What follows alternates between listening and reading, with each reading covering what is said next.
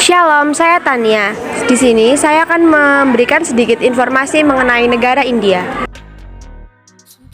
Yang pertama ada keadaan alam India.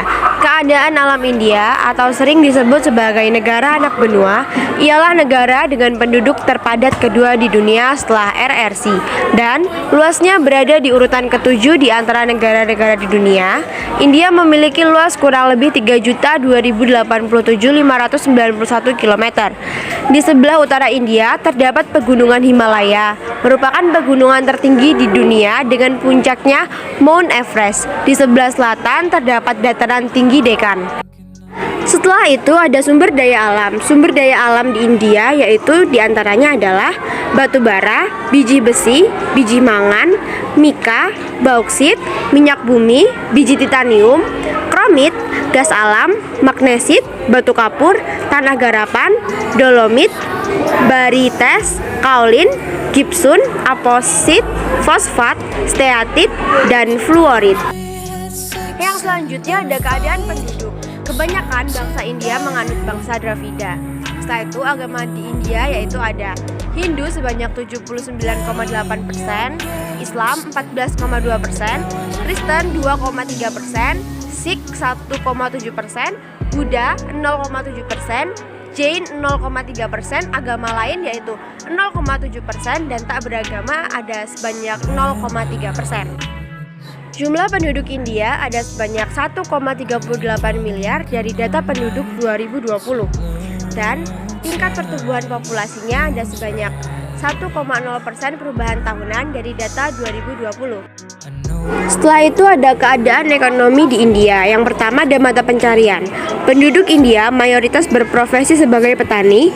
Di bidang pertanian, tanaman utama komersial ini antara lain yaitu gandum, teh, tebu, kapas, kacang, dan papaver atau bahan untuk membuat candu. Setelah itu, pendapatan yang didapatkan penduduk India adalah PDB per kapita India dilaporkan sebesar 2.003.021.104 USD pada 2022.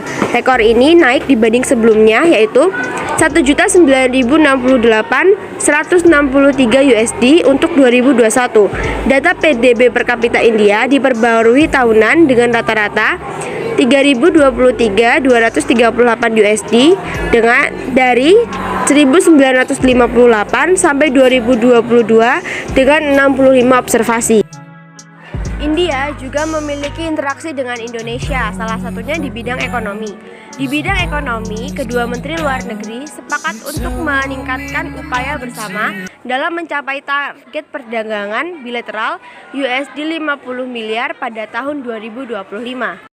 Lalu setelah itu ada sosial budaya. Sahabat India membawa semangat dan kekuatan India di bidang sosial ekonomi dan keterlibatan budaya dengan Indonesia ke tingkat selanjutnya.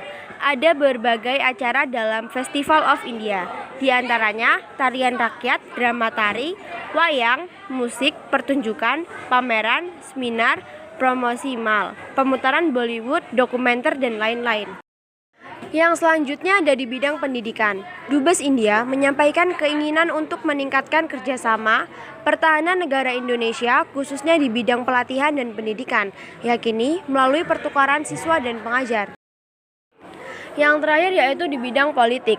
Memorandum saling pengertian antara Lembaga Administrasi Negara Republik Indonesia dan Lal Bahadur Sastri National Academy of Administration Republik Indonesia mengenai kerjasama teknik bidang pengembangan kapasitas aparatur sipil negara.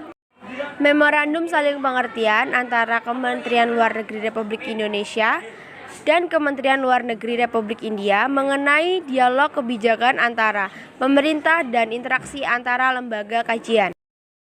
Sekian untuk sedikit informasi yang telah saya sampaikan. Terima kasih.